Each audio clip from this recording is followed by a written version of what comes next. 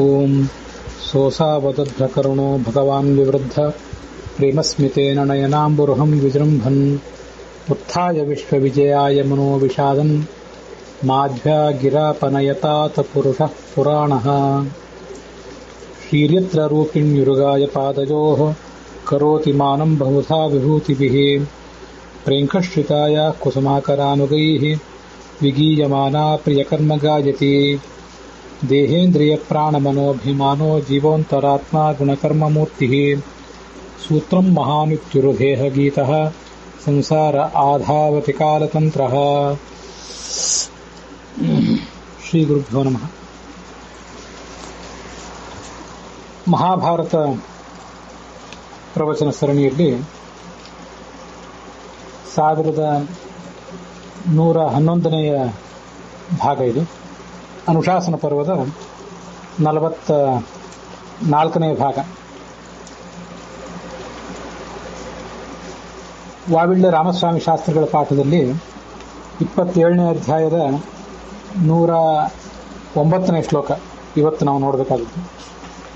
ಟಿ.ಆರ್. ಕೃಷ್ಣಾಚಾರ್ಯರ ಪಾಠದಲ್ಲಿ 59ನೇ ಅಧ್ಯಾಯ, ವೈಷ್ಣವ ಪಾಠದಲ್ಲಿ 52ನೇ ಅಧ್ಯಾಯ. ಇವುಗಳಲ್ಲಿ 17ನೇ ಶ್ಲೋಕ ಈ ಹಿಂದೆ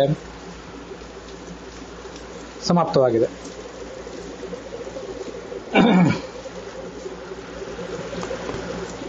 ಸರ್ವೇಪಿ ಸುಖಿನಃ ಸಂತು, ಸರ್ವೇ ಸಂತು ನಿರಾಮಯಾಃ, ಸರ್ವೇ ಭದ್ರಾಣಿ ಪಶ್ಯಂತು, ಮಾ ಕಶ್ಚಿತ್ ದುಃಖಭಾಗ್ ಭವೇತ್. ಸುಖಮೇವ ಮೇ ಸ್ಯಾತ್ ದುಃಖಂ ಮನಾಗಪಿ ಮಾ ಭೂತ್ ಇತಿ ಇಚ್ಛತಾಂ ಅಸ್ಯ ಸಂಸಾರಸ್ಯ ಸರ್ವೇಷಾಂ ಭೂತಾನಾಂ ಸರ್ವವಿಧ ದುಃಖ ಪರಿಹಾರಾಯ ಸರ್ವಸುಖ ಪ್ರಾಪ್ತಯೇ ಚ ಭಗವತಾ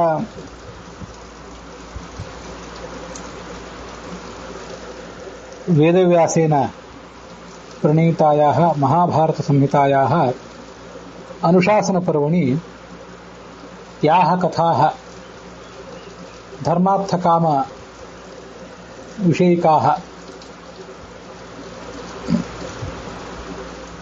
ಮಾರ್ಕಂಡೇಯ ನಾರದ ಸಂವಾದೆ ಶ್ರುತಾಃ ಯಾ ಏವ ಚ ಭೀಷ್ಮೇಣ ಶಾಂತನವೇನ ಶರತಲ್ಪಗತೇನಾಪಿ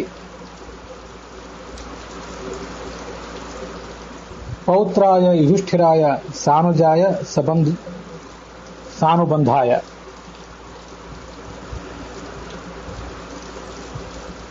ಪ್ರೋಕ್ತಾಃ ತಾಸಾಂ ಕಥಾನಾಂ ಮಧ್ಯೆ ಗತೆ ದಿವಸೆ ಭಗಲಿಂಗಯೋಃ ಪ್ರಭಾವಃ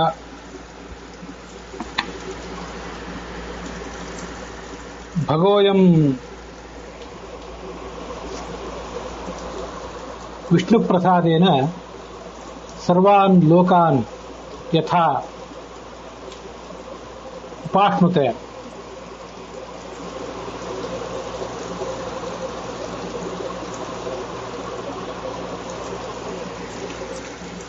ಇತ್ಯೇಷಃ ವಿಷಯಃ. ಕಸ್ಮಿನ್ ಪ್ರಸಂಗೆ ಸ್ತ್ರಿಯಃ ಪರಿತ್ಯಾಜ್ಯಾಃ ಭವಂತಿ ಇತ್ಯಯಂ ಚ ವಿಷಯಃ ಗತೆ ದಿವಸೆ ಸಮವರ್ಣಿತ.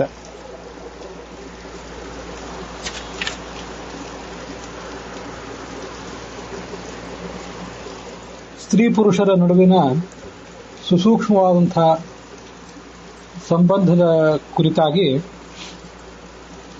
ವರ್ಣಿಸುವಂತಹ ಭಾಗ ಇದು. ಧರ್ಮೇ ಚ ಅರ್ಥೇ ಚ ಕಾಮೇ ಚ ಮೋಕ್ಷೇ ಚ ಭರತರ್ಷಭ. ಧರ್ಮ, ಅರ್ಥ, ಕಾಮ, ಮೋಕ್ಷ ಇವುಗಳಿಗೆ ಸಂಬಂಧಪಟ್ಟಂತೆ ಯಾವ ವಿಷಯವೂ ಮಹಾಭಾರತದಲ್ಲಿ ಇಲ್ಲದ್ದು ಬೇರೆ ಕಡೆ ಇಲ್ಲ ಅನ್ನುವ ಖ್ಯಾತವಾದ ನಾಣ್ಣುಡಿ ಏನಿದೆ ಅದನ್ನು ಸಾಬೀತುಪಡಿಸುವಂತಹ ಅನೇಕ ಕಥೆಗಳನ್ನು ಇಲ್ಲಿ ನೋಡ್ತಾ ಇದ್ದೇವೆ. ಅನೇಕ ವಿಷಯಗಳು, ಮನುಷ್ಯರು ಹೇಗೆ ವರ್ತಿಸಬೇಕು ಅನ್ನೋದನ್ನೆಲ್ಲ ಇಲ್ಲಿ ನೋಡ್ತಾ ಇದ್ದೇವೆ. ಸ್ತ್ರೀಯೊಬ್ಬಳು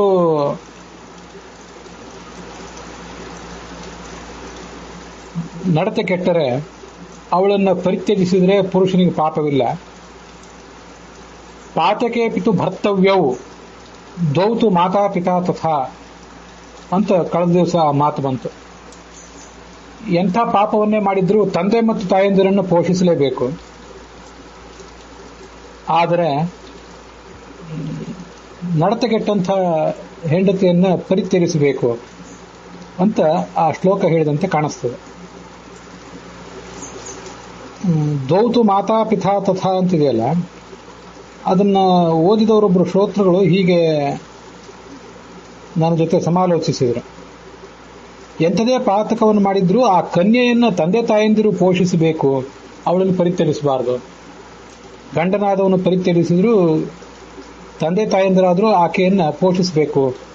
ಹಾಗ ಅರ್ಥ ಇದ್ದಿರಬಹುದು, ಹಾಗೊಂದು ಪಾಠ ಇದ್ದಿರಬಹುದು. ಈಗ ನಮಗೆ ಸರಿಯಾದ ಪಾಠ ಸಿಕ್ಕಿದೆಯೋ ಇಲ್ಲವೋ ಅಂತ ಒಂದು ಜಿಜ್ಞಾಸೆಯನ್ನು ಒಬ್ಬರು ವ್ಯಕ್ತಪಡಿಸಿದರು.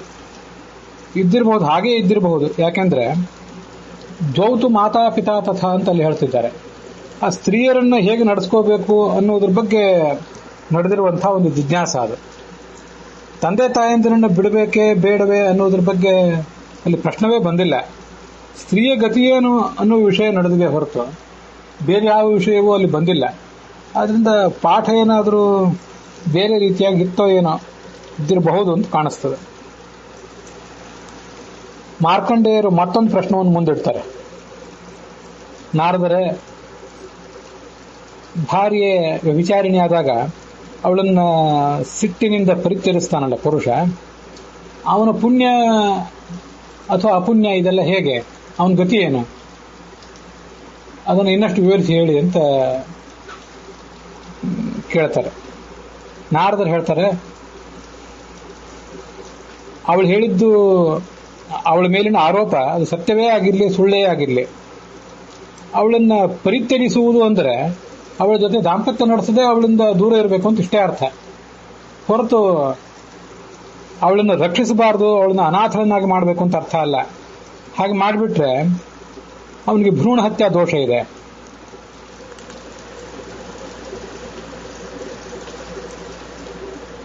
ಅಪತ್ಯ ಹೇತೋರ್ಯಾನಾದಿ ಭರ್ತಾರ ಮತಿ ಲಂಘಯೇತ್ ಲೋಲೇಂದ್ರಿಯತಿ ಸಾ ರಕ್ಷಾ ನಸಂತ್ಯಾಜ್ಯ ಕಥಂಚನ. ಮಕ್ಕಳಿಲ್ಲದ ನಾರಿ, ಮಕ್ಕಳು ಅವಳಿಗಾಗಲಿಲ್ಲ, ಮಕ್ಕಳನ್ನು ಪಡ್ಕೊಳ್ಳಿಕ್ಕಾಗಿ ಬೇರೊಬ್ಬ ಪತಿಯನ್ನ ಅವಳು ಸಮೀಪಿಸಿದರೆ, ಬೇರೊಬ್ಬ ವ್ಯಕ್ತಿ ಹತ್ರ ಅವಳು ಹೋದರೆ ಇಂದ್ರಿಯ ಲೋಲುಪಳಾಗಿದ್ದಾಳೆ ಅಂತ ಅಷ್ಟೇ ತಿಳ್ಕೊಂಡು ಅವಳನ್ನ ರಕ್ಷಿಸಬೇಕು ಹೊರತು ನಿರ್ಗತಿಗಳನ್ನಾಗಿ ಮಾಡಬಾರದು. ಅಲ್ಲಿ ಆ ಶ್ಲೋಕದಿಂದ ಏನು ಕಂಡು ಬರ್ತದೋ ಅಷ್ಟನ್ನು ಹೇಳ್ತಿದ್ದೇನೆ. ಈ ಯಾವ ಪ್ರಸಂಗದಲ್ಲಿ ಹೇಗೆ ನಡ್ಕೋಬೇಕು ಅಂತನ್ನೋದ್ರ ಬಹಳ ಸೂಕ್ಷ್ಮ ಆಗ್ತದೆ. ಅಪತ್ಯ ಹೇತೋ ಅಂದ್ರೆ ಗಂಡನಿಂದ ಮಕ್ಕಳಾಗದೇ ಇದ್ದಾಗ, ಗಂಡ ನಪುಂಸಕನಾಗಿದ್ದಾಗ ಅಂತ ಅರ್ಥವೇ ಅದಕ್ಕೆ, ಅಥವಾ ಮತ್ತೆ ಯಾವ ಕಾರಣದಿಂದ ಅವನಿಂದ ಮಕ್ಕಳಾಗಲಿಲ್ಲ, ಹಾಗೆ ಮಕ್ಕಳಾಗಲಿಲ್ಲ ಅಂತ ಮಾತ್ರಕ್ಕೆ ಅವಳು ಬೇರೆಯವ್ರ ಹತ್ರ ಹೋಗುವುದಂದ್ರೆ ನಿಯೋಗಾದಿ ವಿಧಿಗಳನ್ನು ಅನುಸರಿಸಿ ಹೋಗ್ತಾಳೆ ಅಂತ ಅರ್ಥನ, ಅಥವಾ ಸ್ವೇಚ್ಛೆಯಿಂದ ಯಾರನ್ನು ಹೇಳದೆ ಕೇಳದೆ, ಗುರು ಹಿರಿಯರನ್ನು ಹೇಳದೆ ಕೇಳದೆ ಮತ್ತೊಬ್ಬರ ಹತ್ರ ಹೋಗಿದ್ದಾಳೆ ಅಂತ ಅರ್ಥನ. ಅದರ ತಾತ್ಪರ್ಯ ಆ ಶ್ಲೋಕದಿಂದ ಸ್ಪಷ್ಟ ಆಗಲಿಲ್ಲ. ನದ್ಯಶ್ಚ ನಾರ್ಯಶ್ಚ ಸಮಸ್ವಭಾವಾ ನೈತಾ ದುಷ್ಯಂತಿ ನರಾವಗಾಢಾ.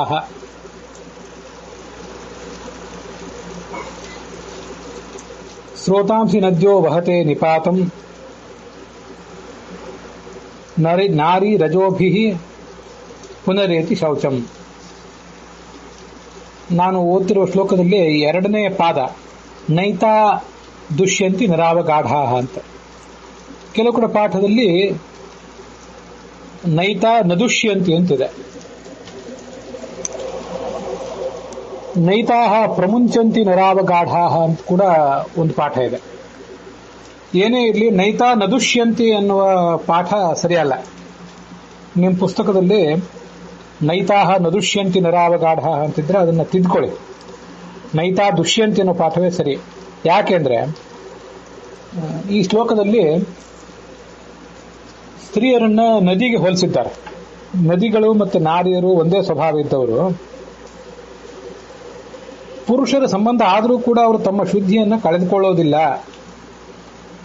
ಅಂತ ಅದರ ಅರ್ಥ. ನರಾವಗಾಢ, ನದಿಯಲ್ಲಿ ಬಂದು ಒಬ್ಬ ಮನುಷ್ಯ ಮುಳುಗಿದ್ರೂ ಕೂಡ ಆ ಮನುಷ್ಯನ ಸಂಪರ್ಕದಿಂದಾಗಿ ನದಿಗೆ ಪಾಪ ಏನು ಬರೋದಿಲ್ಲ. ನದಿ ಹರಿತಿರ್ತದೆ, ಪಾಪವೂ ಬರೋದಿಲ್ಲ, ಅದರಲ್ಲಿ ಕೊಳೆಯೂ ಆಗೋದಿಲ್ಲ. ಇದ್ದ ಕೊಳೆಯೆಲ್ಲ ಅಲ್ಲಿ ಕಳೆದು ಹೋಗಿಬಿಡ್ತದೆ, ಸ್ವಚ್ಛಾಗಿ ಹೋಗ್ತದೆ ನದಿ ಹರಿಯುವುದರಿಂದ. ಇದು ನೈತಾಹ ದುಷ್ಯಂತಿ ನರಾವಗಾಢ, ಅವು ದೋಷಕ್ಕೊಳಗಾಗುವುದಿಲ್ಲ ಅಂತ ಪಾಠ ಸರಿ.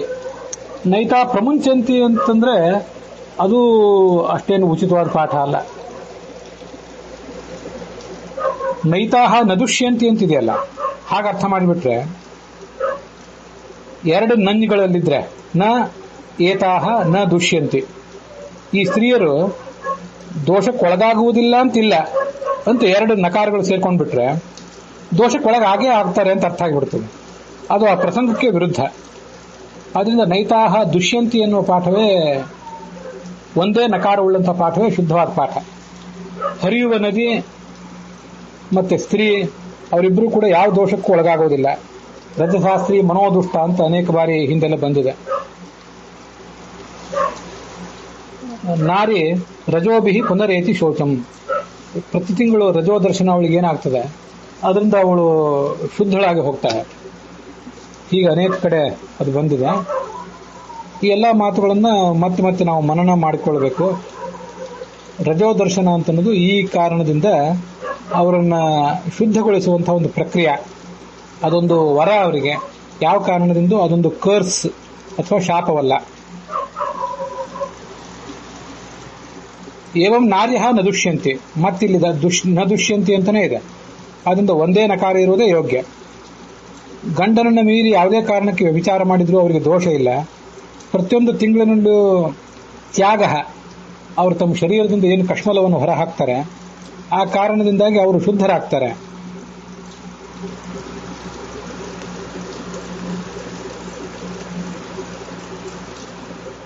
ಮಾಸಿ ಮಾಸಿ ಭವೇದ್ ರಾಗ ಅಂತ ಕೂಡ ಒಂದ್ ಕಡೆ ಪಾಠ ಇದೆ. ಈ ರಜಸ್ ಅಂತ ಏನಿದೆಯಲ್ಲ, ರಜೋದರ್ಶನ ಪ್ರತಿ ಸರಿ ಆಗ್ತದೆ ಅಂತೇಳಿ, ಆ ರಜಸ್ ಅನ್ನುವುದೇ ರಾಗ ಅನ್ನೋ ಪಾಠದಿಂದ, ರಾಗ ಅನ್ನೋ ರೀತಿಯಿಂದ ಕೆಲವು ಕಡೆ ಏನಾದರೂ ಹೇಳಿರಬಹುದು. ರಾಗ ಪಾಠವಿದ್ರೂ ಏನು ತಪ್ಪಲ್ಲ.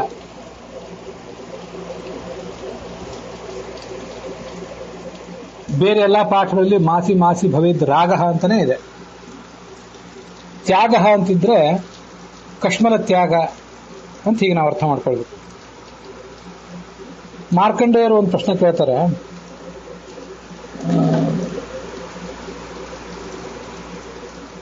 ದೇಹದಲ್ಲಿ ಹಸ್ತದಲ್ಲಿ ನೃಣಾಂ ದೇಹಾಶ್ರಿತಾನಿ, ಪುರುಷರ ಹಸ್ತ ಅಂತಿದೆ. ಪುರುಷರ ಹಸ್ತ ಅಂತ ಏನು ಅದನ್ನ ಅನುವಾದಿಸಬೇಕಾಗಿಲ್ಲ. ವ್ಯಕ್ತಿಯ ಹಸ್ತದಲ್ಲಿ, ಮನುಷ್ಯನ ಹಸ್ತದಲ್ಲಿ ಅಂತಷ್ಟೇ ಅರ್ಥ. ಯಾವ್ಯಾವ ತೀರ್ಥಗಳಿರ್ತವೆ ಅದನ್ನ ಹೇಳಿ. ಅದಕ್ಕೆ ನಾರದರು ಹೇಳುವ ಉತ್ತರವೂ ಮುಂದಿದೆ.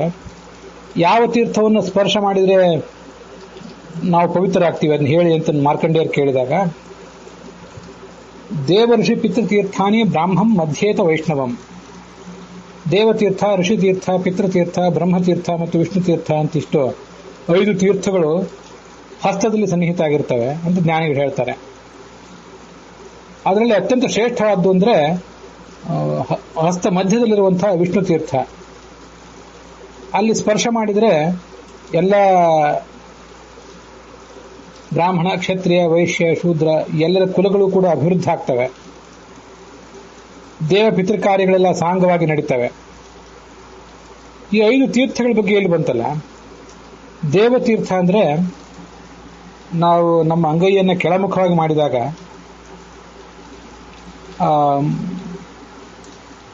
ಮೇಲೆ ನೀರು ಹಾಕಿದ್ರೆ ಅದೇನು ಕೆಳಮುಖವಾಗಿ ಹರಿದು ಹೋಗ್ತದಲ್ಲ, ಅದಕ್ಕೆ ದೇವತೀರ್ಥ ಅಂತ ಕರೀತಾರೆ. ದೇವತರ್ಪಣವನ್ನು ಅಲ್ಲೇ ಕೊಡ್ತೇವೆ ನಾವು ಬ್ರಹ್ಮಯಜ್ಞದಲ್ಲಿ. ಅದಕ್ಕಾಗಿ ಕೆಳಮುಖವಾಗಿ ಅಂಗೈ ಮಾಡಿ ಅಲ್ಲಿ ಕೊಡುವ ತೀರ್ಥವೇ ದೇವತೀರ್ಥ. ಮತ್ತೆ ಅಂಗೈಯನ್ನ ಸ್ವಲ್ಪ ಎಡಕ್ಕೆ ಬಗ್ಗಿಸಿದರೆ ನಾವು ಅಂಗೈಯಲ್ಲಿ ಹಾಕೊಂಡಂತ ನೀರು ಕಿರುಬೆರಳಿನಿಂದ ಹರಿದು ಹೋಗ್ತದಲ್ಲ, ಅದಕ್ಕೆ ಋಷಿ ತೀರ್ಥ ಅಂತ ಕರೀತಾರೆ. ಋಷಿ ತರ್ಪಣವನ್ನ ಅಲ್ಲೇ ಕೊಡ್ತೇವೆ ನಾವು ಬ್ರಹ್ಮಯಜ್ಞದ ಬಳಿಕ. ಬ್ರಹ್ಮಯಜ್ಞದ ಬಗ್ಗೆ ಸ್ವಲ್ಪ ಸೂಕ್ಷ್ಮವಾಗಿ ಹೇಳಬೇಕು, ಬೇರೆ ಯಾರಿಗಾದ್ರೂ ಮಾಹಿತಿ ಇಲ್ಲದವರಿಗೆ. ಪ್ರತಿನಿತ್ಯ ನಮಗೆ ಈ ಎಲ್ಲ ದೇಹಾದಿಗಳನ್ನು ಕೊಟ್ಟಂತಹ ದೇವತೆಗಳನ್ನ ಮತ್ತೆ ಈ ಜ್ಞಾನ ಸಂಪತ್ತನ್ನು ಕೊಟ್ಟಂತಹ ಋಷಿಗಳನ್ನ, ನಮ್ಮ ಪಿತೃಗಳನ್ನ ಆರಾಧಿಸಬೇಕು. ದೇವತಾ ಪೂಜೆಯಲ್ಲಿ ಆರಾಧನೆ ಆಗ್ತದೆ ಇಲ್ಲ ಅಂತಲ್ಲ, ಅದಲ್ಲದೆ ದೇವ ಋಷಿ ಪಿತೃ ತರ್ಪಣ ಅಂತ ಒಂದು ಪ್ರತ್ಯೇಕವಾದ ಭಾಗವೇ ಇದೆ.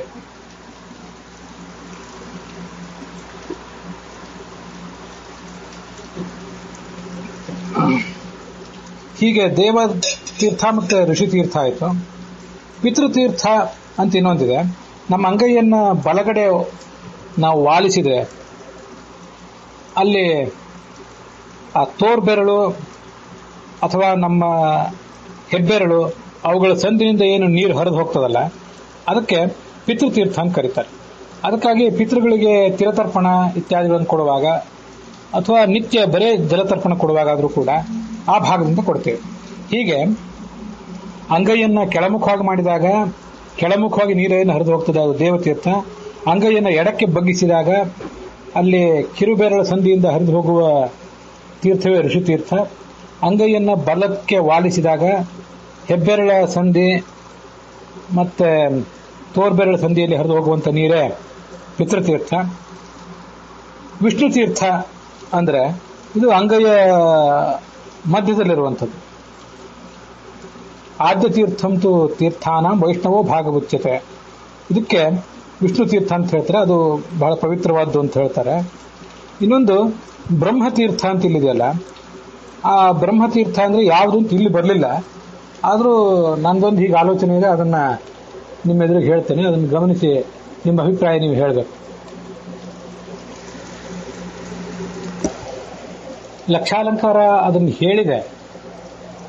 ನೃಣಾಂ ತೀರ್ಥಾನಿ ಪಂಚಾಹುಹು ಪಾಣವು ಸನ್ನಿಹಿತಾನಿ ವೈ ಇತ್ಯತ್ರ. ಪಾಣಿ ಅಗ್ರ, ಪಾಣಿಯ ಅಂಗುಲಿ ಅಂದ್ರೆ ಬೆರಳುಗಳು, ಅಂಗುಲಿ ಅಗ್ರಾದಿಶು, ಅಂಗುಲಿಯ ತುದಿ ಮೊದಲಾದ ಕಡೆ ದೇವ ಋಷಿ ಪಿತೃ ಮೊದಲಾದ ತೀರ್ಥಗಳಿವೆ ಅಂತ ಬರೆದಿದ್ದಾರೆ. ಎಲ್ಲೆಲ್ಲಿ ಯಾವ್ದು ಅಂತ ಅವ್ರು ಬರೆದಿಲ್ಲ. ದೇವತೀರ್ಥ, ಋಷಿತೀರ್ಥ, ಪಿತೃತೀರ್ಥ ಇದ್ರ ಬಗ್ಗೆ ನಮಗೆ ಗೊತ್ತಾಯಿತು. ಅಂಗೈಯ ಮಧ್ಯದಲ್ಲಿ ವಿಷ್ಣು ತೀರ್ಥ ಇದೆ ಅಂತ ನಾವು ತಿಳ್ಕೋಬಹುದು. ಇನ್ನೊಂದು ಬ್ರಹ್ಮತೀರ್ಥ ಅಂತ ಒಂದಿದೆಯಲ್ಲ, ಬ್ರಹ್ಮತೀರ್ಥ ಅಂದ್ರೆ ನಾವು ಆಚಮನ ಮಾಡುವಾಗ ಆ ನೀರನ್ನ ನಮ್ಮ ಅಂಗೈಯಲ್ಲಿ ಹಾಕೊಳ್ತೀವಲ್ಲ, ಹಾಕೊಂಡ ಬಳಿಕ ಅಂಗೈಯಿಂದಲೇ ಅಂಗೈಯ ಆ ನಡುವಿನ ಒಂದು ತಗ್ಗಾದಂತಹ ಭಾಗ ಏನಿದೆಯಲ್ಲ, ಅಲ್ಲಿಂದ ನೇರವಾಗಿ ಅದನ್ನ ಪ್ರಾಶನ ಮಾಡಬಾರ್ದು. ಇದನ್ನ ನಮ್ಮ ಗುರುಗಳೊಬ್ಬರು, ನಮ್ಮ ಅಧ್ಯಾಪಕರೊಬ್ಬರು ಹೇಳ್ತಿದ್ದನ್ನು ನಾನು ನೆನಪು ಮಾಡ್ಕೊಳ್ತೇನೆ. ನೇರವಾಗಿ ಅಲ್ಲಿಂದ ಪ್ರಾಶನ ಮಾಡಬಾರ್ದು. ಆ ಅಂಗೈಯನ್ನ ನಮ್ಮ ಕಡೆಗೆ ಸ್ವಲ್ಪ ವಾಲಿಸಬೇಕು.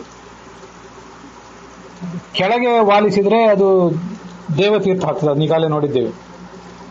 ಅಂಗೈಯನ್ನ ನಮ್ಮ ಕಡೆಗೆ, ನಮಗೆ ಅಭಿಮುಖ ಆಗುವಂತೆ ವಾಲಿಸಿದ್ರೆ ಅಂಗೈಯ ಮಧ್ಯದಲ್ಲಿ ನಾವು ಉದ್ಧರಣೆಯಿಂದ ಸೌಟಿನಿಂದ ತಗೊಂಡಿರುವಂತಹ ನೀರು ಆ ಅಂಗೈಯಲ್ಲಿರುವಂತಹ ಹೆಬ್ಬೆರಳ ಬುಡದಲ್ಲಿರುವಂತಹ ಒಂದು ರೇಖೆಯ ಮೂಲಕ ನಮ್ಮ ಕಡೆಗೆ ಹರಿದು ಬರ್ತದೆ. ಹೆಬ್ಬೆರಳ ಬುಡ ಅಂದ್ರೆ ತೀರಾ ಹೆಬ್ಬೆರಳ ಬುಡ ಅಲ್ಲ. ನಾವು ನಮ್ಮ ಅಂಗೈಯನ್ನು ನೋಡ್ಕೊಂಡಾಗ ಆ ಅಂಗೈಯಲ್ಲಿ ತೀರಾ ಮೇಲ್ಗಡೆ ಒಂದು ರೇಖೆ ಇದೆ. ಅದು ಕಿರು ಬೆರಳಿನಿಂದ ಆರಂಭಿಸಿ ತೋರು ಬೆರಳ ತನಕ ಹರಿದು ಹೋಗ್ತದೆ. ಆದ್ರೆ ಕೆಳಗೆ ಮತ್ತೊಂದು ರೇಖೆ ಇದೆ, ಅದು ಕೂಡ ಸ್ವಲ್ಪ ಅಂತರ ಉಳ್ಳದ್ದಾಗಿ ಕಿರು ಬೆರಳಿನಿಂದ ಆರಂಭಿಸಿ ತೋರು ಬೆರಳ ತನಕ ಹರಿದು ಹೋಗ್ತದೆ. ಇದಾದ್ಮೇಲೆ ಆ ರೇಖೆಗೆ ಹೊಂದಿಕೊಂಡು, ಆ ಎರಡನೇ ರೇಖೆಗೆ ಹೊಂದಿಕೊಂಡು ಮೇಲಿನಿಂದ ಕೆಳಗವರೆಗೆ ನಮ್ಮ ಅಂಗೈಯ ನಡುವಿನ ಭಾಗ, ಕರಾಗ್ರೆ ವಸತೆ ಲಕ್ಷ್ಮೀ, ಕರ ಮಧ್ಯೆ ಸರಸ್ವತಿ, ಕರ ಮೂಲೆ ಅಂತ ಹೀಗೆಲ್ಲ ಹೇಳ್ತೀವಲ್ಲ. ಅಗ್ರ ಅಂದ್ರೆ ನಮ್ಮ ತುದಿ ಭಾಗ, ಮಧ್ಯದ ಬೆರಳಿನ ಭಾಗ. ಕರ ಮೂಲ ಅಂದ್ರೆ ನಮ್ಮ ಕಡೆಗೆ ಬರುವಂತಹ ಭಾಗ. ನಾವೆಲ್ಲಿ ನಮ್ಮ ಕೈ ಗಡಿಯಾರ ಮೊದಲಾದ ಕಟ್ಕೋತೇವೆ ಅಥವಾ ಒಂದು ರಕ್ಷಾ ಬಂಧನ ಕಟ್ಕೋತೇವೆ, ಅದು ಕರಮೂಲ.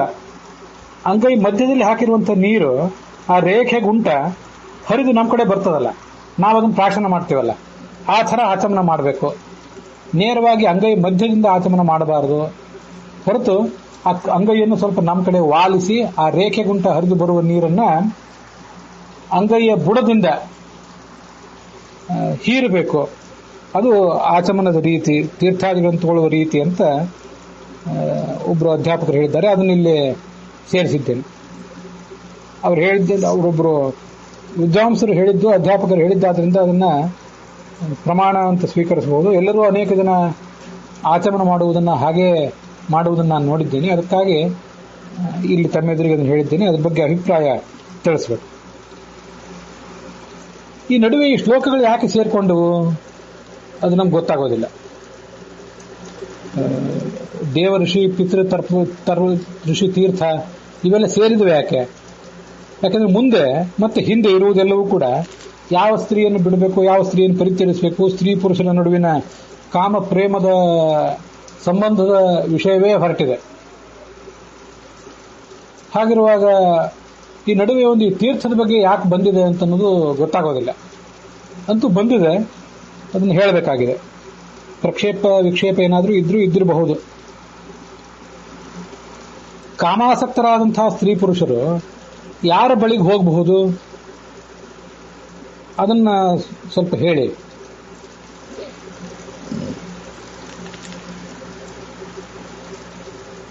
ಕಾಮಾಸಕ್ತರಾದ ಪುರುಷರು ಒಂದು ಅರ್ಥ ಏನು, ಮೊದಲು ಅದನ್ನು ನೋಡಬೇಕು. ಪತ್ನಿ ಮನೆಯಲ್ಲಿ ಇದ್ರೂ ಕೂಡ ಅವಳನ್ನು ತ್ಯಜಿಸಿ ಅಥವಾ ಅವಳು ಇದ್ದಂತೆಯೇ ತಮ್ಮ ಕಾಮ ವಾಂಛೆಗಾಗಿ ಬೇರೊಬ್ಬ ಸ್ತ್ರೀಯರನ್ನ ಬಯಸುವಳು ಅಂತ ಅರ್ಥನೋ ಹೇಗೆ, ಅದು ಸ್ಪಷ್ಟ ಆಗೋದಿಲ್ಲ. ಅಂತೂ ಹೇಗಿದೆ ಅದನ್ನು ಹಾಗೆ ಹೇಳ್ತೇನೆ ಅಷ್ಟೆ.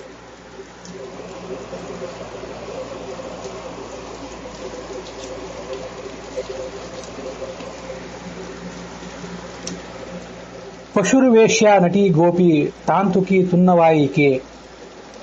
ಪಶು ಅಂತ ಹೀಗೊಂದು ಪಾಠ, ಕೆಲವು ಕಡೆ ಪಾಶುರ್ವೇಶ್ಯ ಅಂತ ಪಾಠ ಇದೆ, ಕೆಲವು ಕಡೆ ವಾಗುರ್ವೇಶ್ಯ ಅಂತ ಹೀಗೆ ಪಾಠ ಇದೆ.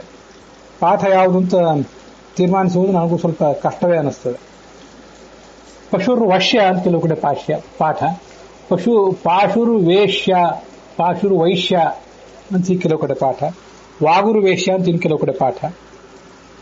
ಅಂತೂ ಬೇರೆ ಬೇರೆ ಪಾಠಗಳಿವೆ. ಅದರ ಅರ್ಥ ಹೀಗಿರಬಹುದು.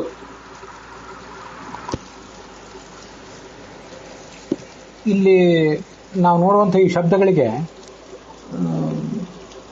ವಾಗುರ್ವೇಶ್ಯ ಮೊದಲಾದ ಶಬ್ದಗಳಿಗೆ, ಎಲ್ಲಾ ಶಬ್ದಗಳಿಗೂ ಸರಿಯಾದ ಅರ್ಥ ಸಿಗೋದಿಲ್ಲ. ಯಾವ್ದಾದ್ರು ದೋಷಗಳು ಇದರಲ್ಲಿ ಏನಾದರೂ ಇದ್ದಿರಬಹುದು ಅಂತ ನನ್ನದೊಂದು ಆಲೋಚನೆ ಇದೆ.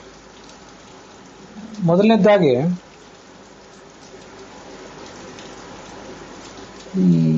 ವೇಶ್ಯ ಅಂದ್ರೆ ವ್ಯಭಿಚಾರಿಣಿ ಆದಂತಹ ಸ್ತ್ರೀ, ಮೈ ಮಾರಿಕೊಂಡು ಬದುಕುವವಳು. ನಟಿ, ನಟನೆಯನ್ನ ವೃತ್ತಿಯನ್ನಾಗಿ ಮಾಡಿಕೊಂಡವಳು. ಗೋಪಿ, ಗೋಪಾಲಕಳಾದವಳು. ತಾಂತುಕಿ ಅಂದ್ರೆ ನೇಕಾರ ವೃತ್ತಿಯಲ್ಲಿದ್ದವಳು. ತುನ್ನವಾಯಿಕಿ ಅಂದ್ರೆ ದರ್ಜಿ, ಸೂಜಿಯನ್ನ ಇಟ್ಟುಕೊಂಡು ಆ ಸೂಜಿಯ ಮೂಲಕ ಜೀವನ ನಡೆಸುವವರು ಅಂತ ಅರ್ಥ ಹೇಳ್ತಾರೆ. ಅದರಿಂದ ದರ್ಜಿ ಜೀವನ ನಡೆಸುವಂಥವ್ರು. ನಾರಿ, ಕಿರಾತಿ, ಶಬರಿ, ಕಿರಾತ ಮೊದಲಾದ, ಶಬರ ಮೊದಲಾದ ಮ್ಲೇಚ್ಛ ಜಾತಿಗೆ ಸೇರಿದಂಥ ಹೆಂಗಸರು. ನರ್ತಕಿ, ಇವರೆಲ್ಲರ ಬಳಿಗೆ ಹೋಗಲಿಕ್ಕೆ ನಿರ್ಬಂಧ ಇಲ್ಲ. ಅಲ್ಲಿ ವೇಶ್ಯ ಅಂದ್ರೆ ವಿಚಾರಣೆ ಆದವಳು ಅಂತ ನಮ್ಗೆ ಅರ್ಥ ಗೊತ್ತಾಗ್ತದೆ. ಸ್ವತಂತ್ರಳಾದವಳು ಅಂತ ಒಂದು ಶಬ್ದವನ್ನು ಕೆಲವರು ಸೇರಿಸಿದ್ದಾರೆ. ಆ ಸ್ವತಂತ್ರಳಾದವಳು ಅನ್ನೋ ಅರ್ಥ ಅಲ್ಲೇ ನಾವು ಸಿಗೋದಿಲ್ಲ. ಮತ್ತೆ ವಾಗು ಅಂತಿದೆಯಲ್ಲ, ಅದನ್ನ ಪಶುರ್ವಶ್ಯ ಅಂತ ತಿಳ್ಕೋಬೇಕೋ, ಪಾಶುರು ವೇಶ್ಯ ಅಂತ ತಿಳ್ಕೋಬೇಕೋ, ಬೇರೆ ಪಾಠ ಇದೆಯೋ, ಅದು ಹೇಗೆ ನಮಗೆ ಅರ್ಥಜ್ಞಾನ ಆಗೋದಿಲ್ಲ. ವಾಗು ಅನ್ನೋ ಶಬ್ದಕ್ಕೆ ನೀರಿನ ಝರಿ ಅಂತ ಒಂದು ಅರ್ಥ ಇದೆ. ವಾಗುರ ಅನ್ನೋ ಶಬ್ದಕ್ಕೆ ಬೇಟೆ ಆಡುವವರು ಅಂತ ಅರ್ಥ ಇದೆ. ಹೊರತು ವಾಗು ಅನ್ನೋ ಶಬ್ದಕ್ಕೆ ಸ್ತ್ರೀ ಪರವಾಗಿ ಹೇಗೆ ಅರ್ಥ ಮಾಡಬೇಕು ಅಂತ ನಮಗೆ ಸ್ಪಷ್ಟ ಆಗಲಿಲ್ಲ. ಇಷ್ಟನ್ನೆಲ್ಲವನ್ನೂ ಕೂಡ ಸಾಕಷ್ಟು ಸಮಾಲೋಚನೆ ಮಾಡಿದ್ರು. ಅದರಿಂದ ಪಾಠದ್ದೇನಾದ್ರೂ ಸಮಸ್ಯೆ ಇದೆಯೇನೋ ಅಲ್ಲಿ ಅಂತ ಇಷ್ಟೇ ಒಂದು ಸಮಸ್ಯೆ ಮಾತ್ರ ಕಾಣಿಸಿತು. ಇವ್ರ ಬಳಿಗೆ ಹೋಗ್ಲಿಕ್ಕೆ ನಿರ್ಬಂಧ ಇಲ್ಲ ಅಂತಿದೆಯಲ್ಲ, ನಿರ್ಬಂಧ ಇಲ್ಲ ಅಂದ್ರೆ ಅರ್ಥ ಏನು? ಹೋದವನಿಗೆ ಪಾಪ ಇದ್ದೇ ಇದೆ. ಯಾವ ಪರಸ್ತ್ರೀ ಗಮನ ಮಾಡಿದ್ರೂ ಅವನಿಗೆ ಪಾಪ ಅಂತ ಅನ್ನೋದು ಇದ್ದೇ ಇದೆ. ಅವಳ ಬಳಿಗೆ ಹೋದ್ರೆ ಅವಳು ನಡತೆ ಕೆಟ್ಟವಳಾಗಿದ್ದರೆ, ಅಲ್ಲಿದ್ದವರೆಲ್ಲರೂ ನಡತೆ ಕೆಟ್ಟವರೇನಾಗಿರ್ಬೇಕಾಗಿಲ್ಲ. ವೇಶ್ಯೆಯೊಬ್ಬಳನ್ನು ಹೊರತುಪಡಿಸಿದ್ರೆ ಉಳಿದವರೆಲ್ಲರೂ ಕೂಡ ನಡತೆ ಕೆಟ್ಟವರೇ ಆಗಬೇಕಾಗಿಲ್ಲ. ಗೋಪಾಲಕ ವೃತ್ತಿಯಲ್ಲಿದ್ದವಳು, ನೇಕಾರ ವೃತ್ತಿ, ದರ್ಜಿ ವೃತ್ತಿ, ನರ್ತಕಿ, ಇವರೆಲ್ಲರೂ ಕೂಡ ನಡತೆ ಕೆಟ್ಟವರೇನಾಗಬೇಕಾಗಿಲ್ಲ. ಆದರೂ ಅವರು ನಡತೆ ಕೆಟ್ಟವರಾಗಿದ್ದರೆ ಅವ್ರ ಬಳಿಗೆ ಇವನು ಹೋದರೆ ಇವನಿಗೆ ಹೆಚ್ಚಿನ ದೋಷ ಏನು, ಅವರಿಗೇನು ಅದರಿಂದ ದೋಷ ಇಲ್ಲ. ಇವನು ಮಾತ್ರ ಪರಸ್ತ್ರೀ ಗಮನ ಮಾಡಿದ ಕಾರಣದಿಂದಾಗಿ ದೋಷ ಉಳ್ಳವನಾಗೇ ಆಗ್ತಾನೆ ಅಂತ ನನ್ನ ಆಲೋಚನೆ. ಅದು ಇಂಥವ್ರ ಹತ್ರ ಹೋದರೆ ನಮಗೆ ಯಾವುದೇ ಪಾಪ ಇಲ್ಲ, ಅದರಿಂದ ಹೋಗಬಹುದು ಅಂತ ಸಮ್ಮತಿ ಕೊಡುವಂಥ ಶ್ಲೋಕ ಏನಲ್ಲ ಅದು. ಅಂತೂ ಅಲ್ಲಿರುವಂಥ ವಾಗು ಅನ್ನೋ ಶಬ್ದಕ್ಕೆ ಸರಿಯಾಗಿ ಅರ್ಥ ಆಗೋದಿಲ್ಲ. ಅದನ್ನು ಸ್ವಲ್ಪ ಪ್ರಶ್ನಾರ್ಥಕವಾಗಿ ಹಾಗೆ ಇಟ್ಕೊಂಡಿರೋದೇ ಒಳ್ಳೆಯದು. ಇವರಲ್ಲಿ ಮಕ್ಕಳು ಜನಿಸಿದರೆ ಅವರು ಯಾರಿಗೆ ಸೇರ್ತಾರೆ? ನಾರದರು ಹೇಳ್ತಾರೆ, ಯಾವ ಪುರುಷರು ಅವರನ್ನು ಸ್ವೀಕರಿಸ್ತಾರೋ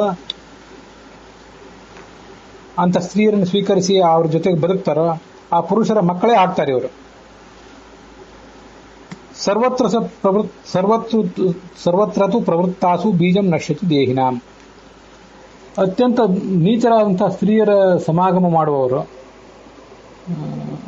ಅವರು ಎಲ್ಲಿ ಬೇಕಂದಲ್ಲಿ ಸಮಾಗಮ ಮಾಡುವಂಥ ಸ್ವಭಾವದ ಸ್ತ್ರೀಯರೇನಿರ್ತಾರೆ ಅವರ ಬಳಿಗೆ ಇವನು ಹೋದರೆ ಅವನು ಭ್ರಷ್ಟನಾಗ್ತಾನೆ, ಅವನ ಬೀಜವು ಕೂಡ ನಷ್ಟವಾಗ್ತದೆ ಅಂತ ಅದರ ತಾತ್ಪರ್ಯ. ಅವರಿಗೆ ದೋಷ ಇಲ್ಲದೆ ಇರಬಹುದು, ಇವನಿಗೆ ಮಾತ್ರ ದೋಷ ಇದ್ದೇ ಇದೆ.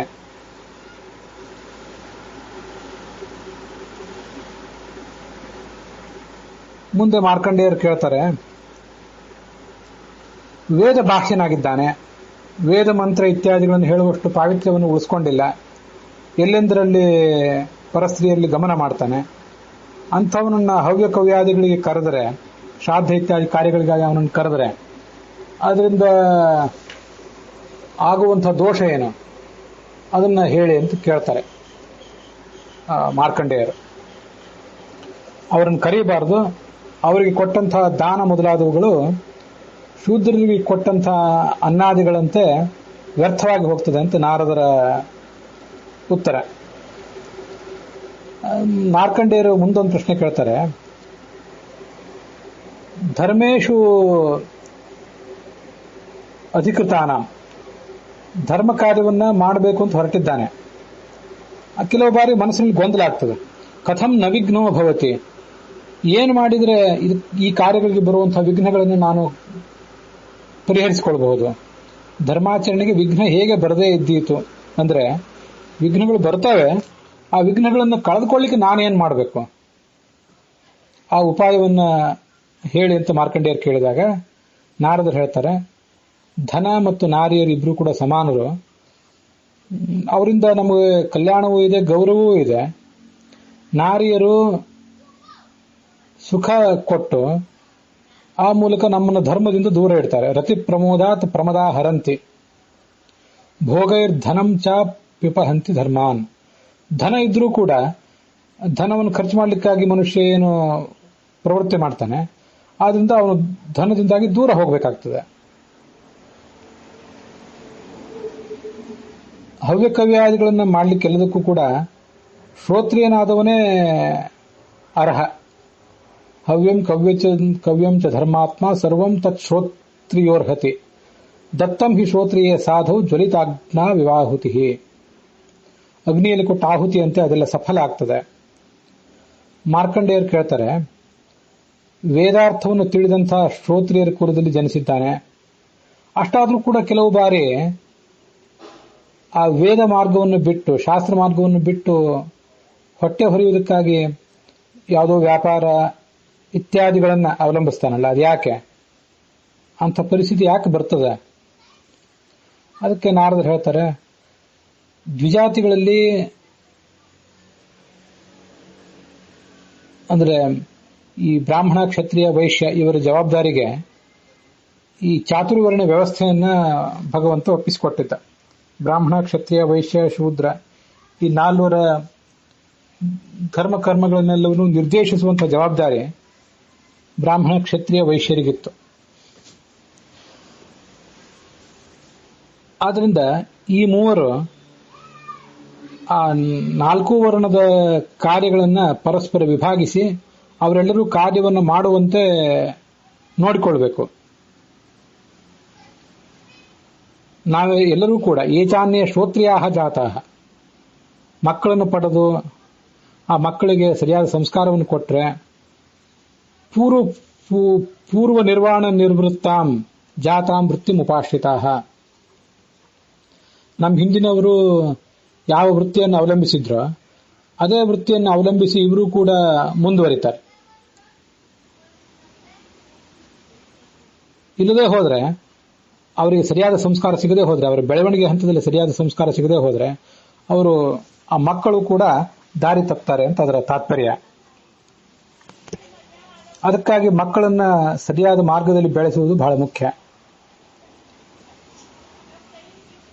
ಅಸಂಸ್ಕೃತ ಶ್ರೋತ್ರಿಯಜಾಹ ಸಂಸ್ಕೃತ ಜ್ಞಾನಿಜಾಹ ಕಥಂ. ಶ್ಲೋಕ ಬಹಳ ವಿಚಿತ್ರವಾಗಿದೆ. ಸಂಸ್ಕಾರ ಹೊಂದಿದ ಜ್ಞಾನಿಗಳ ಮಕ್ಕಳಾಗಿಯೂ ಕೂಡ ಕೆಲವು ಬಾರಿ ಅಸಂಸ್ಕೃತರಾಗಿ ಮಕ್ಕಳು ಹುಟ್ಟಿ ಬಿಡ್ತಾರಲ್ಲ, ಇದು ಯಾಕೆ ಹೀಗೆ ಅಂತ ಆ ಮಾರ್ಕಂಡೇಯರ ಪ್ರಶ್ನೆ ಇದ್ದಂತೆ ಕಾಣಿಸ್ತದೆ. ಅಸಂಸ್ಕೃತರಾದ ಶ್ರೋತ್ರಿಯ ಪುತ್ರರು ಸಂಸ್ಕಾರ ಹೊಂದಿದ ಜ್ಞಾನಿಗಳ ಪುತ್ರರು ಹೇಗಾಗುತ್ತಾರೆ ಅಂತ ಅದರ ಅನುವಾದ ಮಾಡ್ತಾರೆ. ಅದು ಅಂಥ ಶ್ರೇಷ್ಠವಾದ ಕುಲದಲ್ಲಿ, ಸಂಸ್ಕಾರ ಹೊಂದಿದ ತಂದೆ ತಾಯಂದ್ರ ಕುಲದಲ್ಲಿ ಅಸಂಸ್ಕೃತರಾದ ಮಕ್ಕಳು ಹುಟ್ಟುತ್ತಾರೆ ಹೇಗೆ ಅಂತ ಅದರ ಪ್ರಶ್ನೆ ಇದ್ದಿರಬೇಕು. ಅಸಂಸ್ಕಾರೋ ವೈದಿಕಶ್ಚ ಸಾಮಾನ್ಯ ಶ್ರೋತ್ರಿಯಾತ್ಮಜ ಶುದ್ಧಾನ್ವಯ ಶ್ರೋತ್ರಿಯಸ್ತು ಸವಿದ್ವದ್ಭಿ ಸಮೋನ್ಯಥ. ಶ್ರೇಷ್ಠವಾದ ವಂಶದಲ್ಲಿ, ಶುದ್ಧವಾದ ವಂಶದಲ್ಲಿ ಹುಟ್ಟಿದವನಾಗಿದ್ರೆ, ಜ್ಞಾನಿಯಾಗಿದ್ರೆ ಎಲ್ಲಾ ವಿದ್ವಾಂಸರಿಗೂ ಅವನು ಮಾನ್ಯನಾಗ್ತಾನೆ, ವಿದ್ವಾಂಸರಿಗೆ ಸಮಾನನಾಗ್ತಾನೆ. ಅಸಂಸ್ಕಾರ ವೈದಿಕಶ್ಚ, ಸಂಸ್ಕಾರ ರಹಿತನಾದಂಥ ಆದರೂ ವೈದಿಕನಾದಂಥ ವ್ಯಕ್ತಿ ಮಾನ್ಯನಾಗ್ತಾನೆ ಅಂತ ಅಲ್ಲಿ ಅನುವಾದ ಇದೆ. ಪಾಠ ಏನಾದರೂ ಬೇರೆ ರೀತಿಯಾಗಿ ಇತ್ತೇನೋ ಅಂತ ನನಗೆ ಗೊಂದಲ ಇದೆ. ಸಂಸ್ಕಾರವಿಲ್ಲದ ಆದರೆ ವೈದಿಕ ಕುಟುಂಬದಲ್ಲಿ ಹುಟ್ಟಿದಂಥ ಆ ವ್ಯಕ್ತಿಗೆ ಮಾನ್ಯತೆ ಬರೋದಿಲ್ಲ ಅಂತನ್ನೋದು ಎಲ್ರಿಗೂ ಸ್ವೀಕೃತವಾದಂತಹ ವಿಚಾರ. ಹಾಗಿದ್ದಾಗ ಅವನಿಗೆ ಮಾನ್ಯತೆ ಬರ್ತದೆ ಅಂತ ಈ ಶ್ಲೋಕ ಏನು ಹೇಳ್ತದೆ, ಇದನ್ನ ಒಪ್ಪುವುದು ಕಷ್ಟ ಆಗ್ತದೆ. ಯಾಕೆಂದ್ರೆ ಮುಂದಿನ ಶ್ಲೋಕ ಏನು ಹೇಳ್ತದೆ, ಅನಧೀಯಾನ ಪುತ್ರಾಶ್ಚ, ಅಧ್ಯಯನವನ್ನು ಮಾಡದೆ ಪುತ್ರರನ್ನು ಹೊಂದಿದವರು ಅಂತ ಅರ್ಥ ಬರ್ತಿದ್ದಾರೆ. ಹಾಗಲ್ಲ, ಓದದ ಮಕ್ಕಳನ್ನು ಹೆತ್ತಿದ್ದಾರೆ, ಮಕ್ಕಳು ಹುಟ್ಟಿದ ಮಕ್ಕಳು ಅಧ್ಯಯನ ಮಾಡ್ತಾ ಇಲ್ಲ. ಅನಧೀಯಾನ ಪುತ್ರಾಹ ಯೇಷಾಂತೆ ಅನಧೀಯಾನ ಪುತ್ರಾಶ್ಚ, ಅನಧೀಯಾನ ಪುತ್ರಾಹ ಅಂತ ಹೀಗೆ ಅರ್ಥ. ಅದಕ್ಕೆ ಜ್ಞಾನಿಗಳಲ್ಲದ ಮಕ್ಕಳು ಅಂತ, ಓದು ಬರಹ ತಿಳಿಯದ ಮಕ್ಕಳು ಅಂತ ಅದರ ಅರ್ಥ. ಮಕ್ಕಳನ್ನು ಹೊಂದಿರುವಂಥವ್ರು, ಮಕ್ಕಳನ್ನು ಪಡೆದಂಥವ್ರು ಅಂತ ಅದರ ಅರ್ಥ. ಅನಧೀಯಾನ್ ಅಧೀಯಾಂಶ್ಚ ವೇದ ಸಂಸ್ಕಾರ ವರ್ಜಿತ ಅಂತ ಇನ್ನು ಕೆಲವು ಕಡೆ ಪಾಠನೂ ಇದೆ.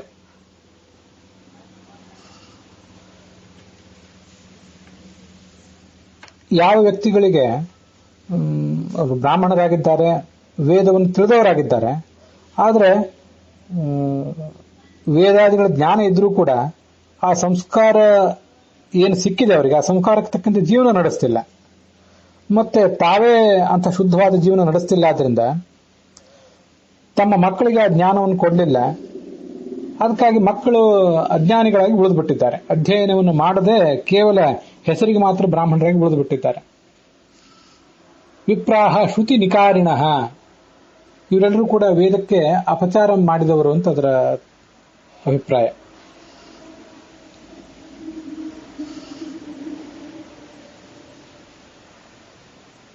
ಪ್ರಾಚೀನ ಕಾಲದಲ್ಲಿ ಅಂತ ಶುದ್ಧವಾದ ವೈದಿಕ ಸಂಸ್ಕಾರವುಳ್ಳಂತಹ ವ್ಯಕ್ತಿಗಳೆಲ್ಲ ಇದ್ರು. ಅವರಿಂದಲೇ ಆ ವೈದಿಕ ಪರಂಪರೆ ಮುಂದುವರಿಯಿತು. ಮಾರ್ಕಂಡೇಯರು ಕೇಳ್ತಾರೆ, ತಾನು ಒಬ್ಬ ವ್ಯಕ್ತಿ ಒಂದು ಹೆಣ್ಣನ್ನ ಖರೀದಿಸಿದ್ದಾನೆ, ಅಥವಾ ಅವನ ದಾಸಿಯೇ ಆಗಿದ್ದಾಳೆ ಆ ಸ್ತ್ರೀ, ಅವಳಲ್ಲಿ ಮಕ್ಕಳನ್ನು ಪಡೆದ್ರೆ ಆ ಸ್ತ್ರೀಯರು ಮತ್ತೆ ಹುಟ್ಟಿದ ಮಕ್ಕಳು ಯಾರಿಗೆ ಸೇರ್ತಾರೆ, ಅವರ ಸಂಬಂಧದ ಬಗ್ಗೆ ಏನ್ ಮಾರ್ಗದರ್ಶನ ಇದೆ? ಅದಕ್ಕೆ ನಾರದರು ಹೇಳ್ತಾರೆ, ಇದೊಂದು ಪಾಪ. ತನ್ನ ದಾಸಿಯಲ್ಲಿ ಪುತ್ರೋತ್ಪಾದನೆ ಮಾಡುವವನು ಆ ಗುಲಾಮಗಿರಿ ಪದ್ಧತಿಯನ್ನ ಆಚರಿಸಿ ಅವರಲ್ಲಿ ಮತ್ತೆ ಪುತ್ರೋತ್ಪತ್ತಿಗೆ ಬೇರೆ ಇವನು ಅವಕಾಶ ಮಾಡಿಕೊಂಡಿದ್ದಾನೆ. ಗುಲಾಮಗಿರಿಯನ್ನ ಪ್ರೋತ್ಸಾಹಿಸುವುದೇ ಒಂದು ತಪ್ಪು, ಹಿಂದೆ ನಾನು ಅಭಿಪ್ರಾಯಪಟ್ಟಂತೆ. ಅವರಲ್ಲಿ ತನ್ನ ಕಾಮುಕ ಪ್ರವೃತ್ತಿಯಿಂದ ಪುತ್ರೋತ್ಪತ್ತಿ ಬೇರೆ ಮಾಡಿದ್ದಾನೆ. ಅವನು ಪಾಪ ಮಾಡಿದವನು, ನಿಂದಿತ ಅವನು. ಮತ್ತು ತಾನು ಸತ್ತ ಮೇಲೆ ಆ ಮಕ್ಕಳು ಕೂಡ ದಾಸರೇ ಆಗಿಬಿಡ್ತಾರೆ. ಯಾಕಂದ್ರೆ ದಾಸಿಯ ಮಕ್ಕಳದಿಂದ ಅವರು ದಾಸರಾಗಿಬಿಡ್ತಾರೆ. ಆ ಗುಲಾಮಗಿರಿ ಮುಂದುವರಿತಾ ಹೋಗ್ತದೆ. ಇದೊಂದು ದೋಷಕ್ಕೆ ಕಾರಣ ಆಗ್ತದೆ. ಅವನ ಪತ್ನಿ, ಅವನ ಮಕ್ಕಳು, ಅವನಿಗೆ ಶ್ರಾದ್ದ ಮಾಡಬೇಕಾಗಿತ್ತವರು, ಆ ಮಕ್ಕಳು, ಅವರೆಲ್ಲರೂ ಕೂಡ, ಅವರ ಬಂಧುಗಳು, ಅವರೆಲ್ಲರೂ ದಾಸರಾಗಿಬಿಡ್ತಾರೆ. ವಿಷಕ್ತಾಹ ಪ್ರೇಷ್ಯತಾಂಗತಾಹ, ಪ್ರೇಷ್ಯರು ಅಂದ್ರೆ ದಾಸರು. ಹೀಗೆಲ್ಲರೂ ದಾಸರಾಗಿ ಬಿಡುವಂತಹ ಒಂದು ಅಪಾಯ ಇದೆ. ಸರ್ವೇ ತಸ್ಯಾಸ್ತು ಸಂಬಂಧಾಹ ಮುಚ್ಚಂತೆ ಪ್ರೇಷ್ಯ ಕರ್ಮಸು. ಅವರೆಲ್ಲರೂ ಕೂಡ ಮತ್ಯಾವುದೇ ಮಹಾ ಕಾರ್ಯವನ್ನು ಮಾಡದೆ ಈ ದಾಸರಿಗೆ, ಗುಲಾಮರಿಗೆ ಉಚಿತವಾದ ಕಾರ್ಯಗಳನ್ನು ಮಾಡ್ತಾನೆ ಮುಂದುವರಿಬೇಕಾಗ್ತದೆ.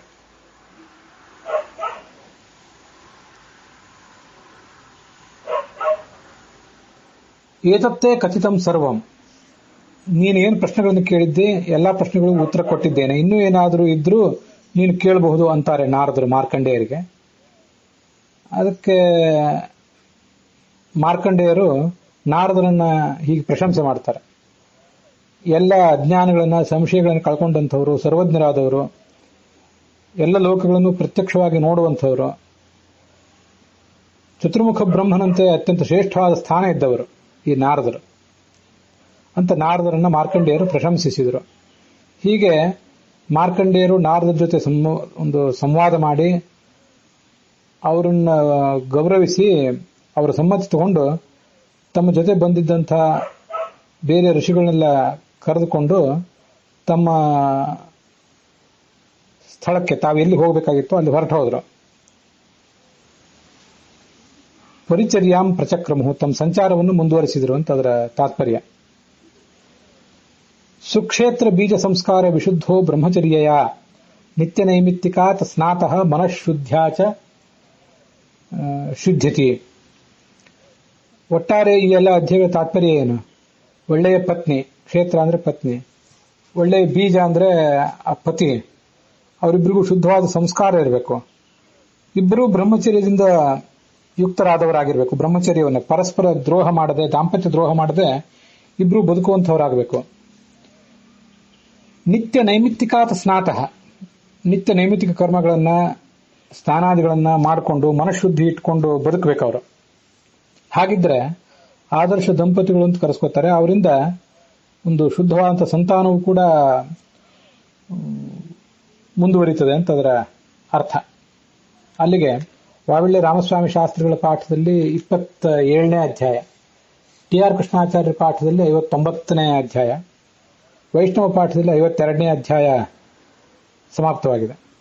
ಉತ್ತರ ಭಾರತದ ಗೀತಾ ಪ್ರೆಸ್ಸಿನ ಪಾಠದಲ್ಲಿ ಈ ಅಧ್ಯಾಯಗಳು ಇಲ್ಲ.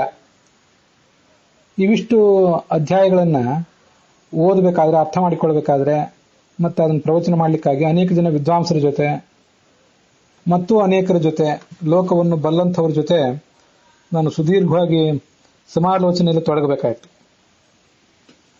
ಹಾಗೆಲ್ಲ ತೊಡಗಿದಾಗ ನನಗೂ ಅನಿಸಿದ ವಿಷಯ, ಆ ಉಳಿದವರಿಗೂ ಕೂಡ, ನನ್ನ ಜೊತೆ ಸಮಾಲೋಚನೆ ಮಾಡಿದವರಿಗೂ ಅನಿಸಿದಂತಹ ಒಂದು ವಿಷಯ, ಅದನ್ನ ತಮ್ಮೆದುರಿಗೆ ಹೇಳ್ಕೋಬೇಕು ಅಂತ ಬಯಸ್ತೇನೆ.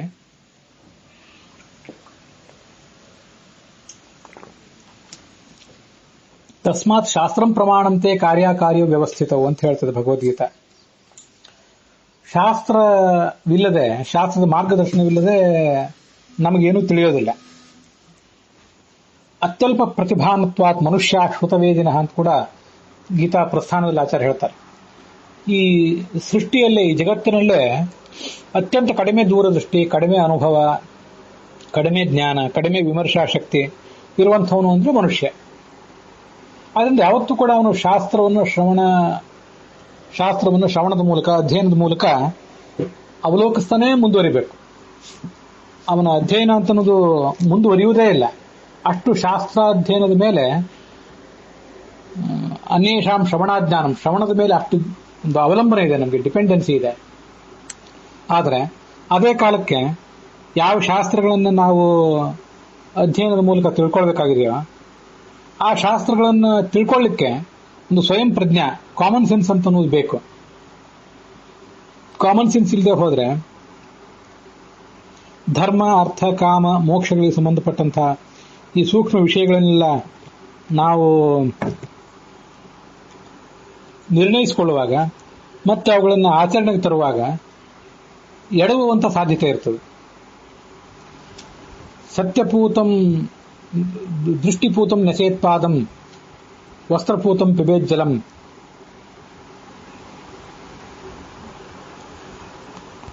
ಸತ್ಯಪೂತಾಂ ವದೇದ್ವಾಚಂ ಮನಃಪೂತಂ ಸಮಾಚರೇತ್ ಅಂತ ಭಾಗವತ ಹೇಳುವಂತೆ, ಹೆಜ್ಜೆ ಇಡುವಾಗ ಕಣ್ಣಿಂದ ನೋಡಿ ಇಡಬೇಕು, ನೀರು ಕುಡಿಯುವಾಗ ಬಟ್ಟೆಯಿಂದ ಸೋಸಿ ಆ ನೀರನ್ನು ಕುಡಿಬೇಕು, ಆಡುವ ಮಾತು ಸತ್ಯದಿಂದ ಶುದ್ಧವಾಗಿರಬೇಕು, ಮನಸ್ಸಿನಿಂದ ಯಾವ ಸಂಗತಿ ಪೂತ, ಯಾವ ಸಂಗತಿಯು ಪವಿತ್ರ, ಯಾವ ಸಂಗತಿಯು ಅಪವಿತ್ರ, ಯಾವ ಸಂಗತಿಯು ನೈತಿಕ, ಯಾವ ಸಂಗತಿಯು ಅನೈತಿಕ ಅಂತ ಅನ್ನೋದನ್ನು ತೀರ್ಮಾನ ಮಾಡಿ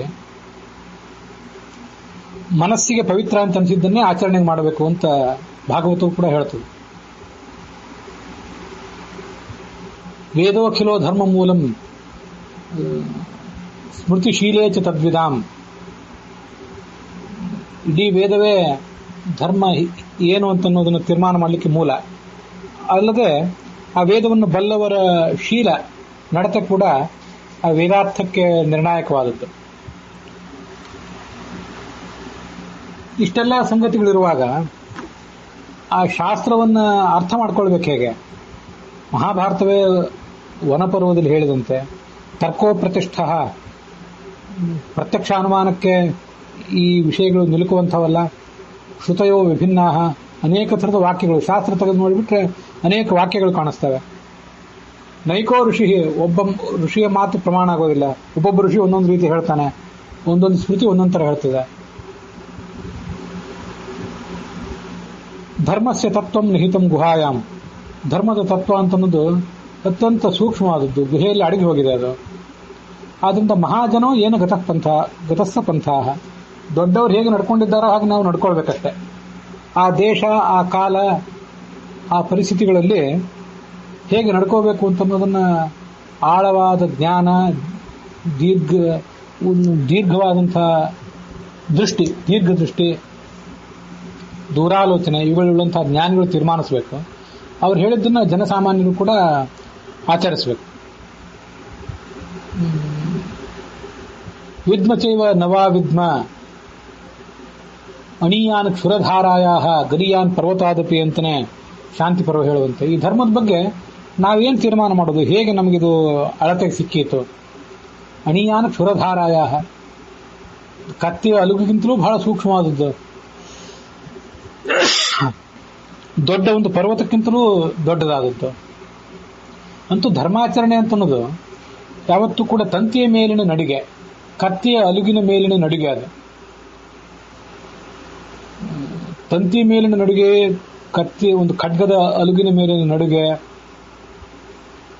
ಹೇಗೆ? ಅತ್ಯಂತ ಎಚ್ಚರದಿಂದ ಮುನ್ನಡಿಬೇಕು. ಸ್ವಲ್ಪ ತಪ್ಪಿದ್ರೂ ಆ ಕಡೆ ಈ ಕಡೆ ಬಿದ್ದು ಪತನ ಹೊಂದಿಬಿಡ್ತೀವಿ. ಹಾಗೆ ಎಚ್ಚರಿಕೆಯಿಂದ ಮುನ್ನಡಿತಾ ಇದ್ದಾಗ್ಲೂ ಕಾಲಿಗೆ ಆ ಖಡ್ಗದ ಅಲುಗು ಚುಚ್ಚುತ್ತಾನೆ ಇರ್ತದೆ, ನೋವು ಮಾಡ್ತಾ ಇರ್ತದೆ. ಹಾಗೆ ಅನಿವಾರ್ಯವಾಗಿ ಮುಂದುವರಿಬೇಕು. ಧರ್ಮ ಅಂತನ್ನೋದು ಅಷ್ಟು ಸೂಕ್ಷ್ಮವಾದದ್ದು. ನಹಿ ಸುಜ್ಞೇಯ ಅಣುರೇಷ ಧರ್ಮ. ಭಗವಂತನೂ ಅತ್ಯಂತ ಬಹಳ ಸೂಕ್ಷ್ಮನಾದವನು. ಅವನು ತೋರಿಸಿಕೊಟ್ಟಿರುವಂಥ ಧರ್ಮವೂ ಅತ್ಯಂತ ಸೂಕ್ಷ್ಮವಾದದ್ದು. ಇಷ್ಟೆಲ್ಲ ಕಷ್ಟಗಳಿವೆ. ಧರ್ಮ ಅಂದ್ರೆ ಏನು ಅಂತ ತೀರ್ಮಾನ ಮಾಡಲಿಕ್ಕೆ ಇಷ್ಟೆಲ್ಲ ಕಷ್ಟಗಳಿವೆ. ಯಾವುದೋ ಯುಗಕ್ಕೆ ಸಂಬಂಧಪಟ್ಟಂತಹ ಒಂದು ಆಚರಣೆಯನ್ನು ಶಾಸ್ತ್ರದಲ್ಲಿ ಹೇಳ್ತಾ ಇರ್ತಾರೆ. ಆ ಯುಗದಲ್ಲಿಯೂ ಕೂಡ ಪ್ರತಿಯೊಬ್ಬರಿಗೂ ಸಂಬಂಧಪಟ್ಟದ್ದು ಏನಾಗಿರೋದಿಲ್ಲ. ಅದು ಈ ಯುಗಕ್ಕೆ ಸಂಬಂಧಪಟ್ಟದ್ದೇ ಆಗಿರೋದಿಲ್ಲ. ಆದರೂ ಕೆಲವು ಬಾರಿ ಅಲ್ಲಿ ಹೇಳಿರುವಂತಹ ವಿಷಯವನ್ನು ಇಲ್ಲೂ ಆಚರಣೆಗೆ ತರಬೇಕಾಗ್ತದೆ. ಅಲ್ಲಿ ಯಾರು ನಡತೆ ಕೆಟ್ಟಿದ್ದಾಳೋ ಅವಳನ್ನ ನಾಯಿ ಕಚ್ಚಿಸುವಂತ ಶಿಕ್ಷೆಗೆ ಗುರಿಪಡಿಸಬೇಕು ಅಂತ ಬಂತು. ಅದರ ಬಗ್ಗೆ ಶ್ರೋತೃಗಳಾದವರು ಕೆಲವರು ಜಿಜ್ಞಾಸೆ ಮಾಡಿದ್ರು ಕೂಡ ಅಂತಹ ಕಠೋರವಾದ ಶಿಕ್ಷೆಯನ್ನು ಒಪ್ಪುವುದು ಹೇಗೆ ಅಂತೇಳಿ. ಯಾಕೆ ಹಾಗೆ? ಯಾವ ಕಾಲದಲ್ಲಿ ಶಿಕ್ಷೆ ಸ್ವೀಕಾರ ಮಾಡುವವರಿಗೂ ಶಿಕ್ಷೆ ಕೊಡುವವರಿಗೂ ಎಲ್ರಿಗೂ ಕೂಡ ಪೂರ್ಣವಾದಂತಹ ಧರ್ಮದ ಬಗ್ಗೆ ನಿಷ್ಠೆ ಇರ್ತಿತ್ತು. ಅಂತ ಗಾಢವಾದ ನಿಷ್ಠೆ ಉಳ್ಳವರಾಗಿರ್ತಿದ್ರು. ಸ್ವಯಂ ಅಂತ ಧರ್ಮವನ್ನು ಆಚರಿಸುವಂತವರಾಗಿರ್ತಿದ್ರು. ಮತ್ತೆ ಶಿಕ್ಷೆ ಕೊಡುವಾಗ ದಬ್ಬಾಳಿಕೆ ಮಾಡಬೇಕು ಅನ್ನುವಂಥ ಯಾವುದೇ ಆಲೋಚನೆ ಇಲ್ಲದೇನೆ ಅವರನ್ನು ತಿದ್ದಬೇಕು, ಆ ಮೂಲಕ ಸಮಾಜ ರಾಷ್ಟ್ರ ಸ್ಥಿರವಾಗಿರಬೇಕು ಅನ್ನುವುದೇ ಅವರ ಆಲೋಚನೆ ಆಗಿರ್ತಿತ್ತು. ಆದರೆ ಯಾವ ಕಾಲದಲ್ಲಿ ಶಿಕ್ಷೆ ಕೊಡಬೇಕಾದವರು ಕೂಡ ಸರಿಯಾದ ಮಾರ್ಗದಲ್ಲಿಲ್ಲವೋ, ತಾವು ತಮ್ಮ ವೈದಿಕ ಕರ್ತವ್ಯಗಳು ಶಾಸ್ತ್ರೋಕ್ತ ಕರ್ಮಗಳು ಇದನ್ನು ಸರಿಯಾಗಿ ಮಾಡ್ತಾ ಇಲ್ವೋ, ತಾವೇ ಸರಿಯಾದ ಮಾರ್ಗದಲ್ಲಿ ಇಳಿದೇ ಇದ್ದವರು ಆ ಬೇರೊಬ್ಬರಿಗೆ ಅಂತ ಶಿಕ್ಷೆಯನ್ನು ಕೊಡುವುದು ಹೇಗೆ? ಶಾಸ್ತ್ರದಲ್ಲಿ ಅನೇಕ ಸಂಗತಿಗಳು ಕಾಣಿಸ್ತವೆ. ಆ ಥರ ನಾಯಿಗಳಿಂದ ಕಚ್ಚಿಸಬೇಕು ಅಂತ ಕಾಣಿಸ್ತದೆ. ಕೆಲವು ಕಡೆ ಸಂಘಕ್ಕೆ ಒಲ್ಲದ ಪತ್ನಿಯನ್ನ ಹೊಡೆಯಬೇಕು ಅಂತಲೂ ಬೃಹದಾರಣ್ಯಕ ಉಪನಿಷತ್ನಲ್ಲಿ ಕಾಣಿಸ್ತದೆ.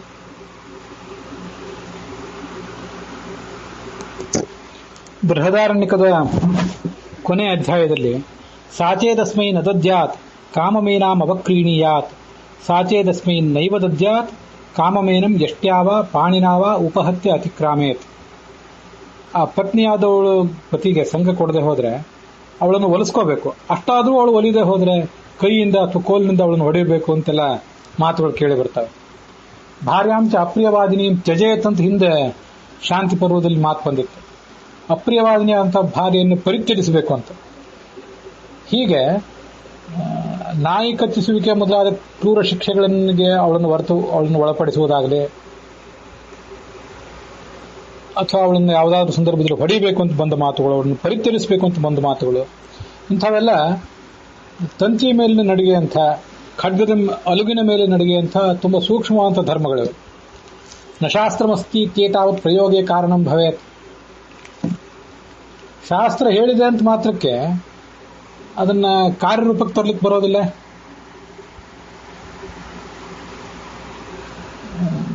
ಶಾಸ್ತ್ರಾರ್ಥಾನ್ ವ್ಯಾಪಿನೋ ವಿದ್ಯಾತ್ ಪ್ರಯೋಗಾನ್ ಏಕದೇಶಿಕಾನ್. ಶಾಸ್ತ್ರದಲ್ಲಿ ಹೇಳಲ್ಪಟ್ಟದ್ದು ಒಟ್ಟಾರೆ ಒಂದು ಸಮುದಾಯಕ್ಕೆ ಯಾವುದೋ ಒಂದು ವ್ಯಾಪಿನಃ, ಯಾವುದೋ ಅನೇಕ ಕಾಲಗಳು, ಅನೇಕ ದೇಶಗಳು, ಅನೇಕ ಪರಿಸ್ಥಿತಿಗಳು ಅದೆಲ್ಲವನ್ನು ಸಂಬಂಧಪಟ್ಟು ಹೇಳಿದ್ದಾಗಿರ್ತದೆ. ಪ್ರಯೋಗಾನ್ ಏಕದೇಶಿಕಾನ್, ಅದನ್ನು ಕಾರ್ಯರೂಪಕ್ಕೆ ತರುವುದು ಮಾತ್ರ ಯಾವುದೋ ಒಂದು ಕಾಲದಲ್ಲಿ ಒಂದು ಪರಿಸ್ಥಿತಿಯಲ್ಲಿ ಒಬ್ಬ ವ್ಯಕ್ತಿಯಾಗಿ ಉದ್ದೇಶಿಸಿ ತರಬೇಕಾಗ್ತದೆ.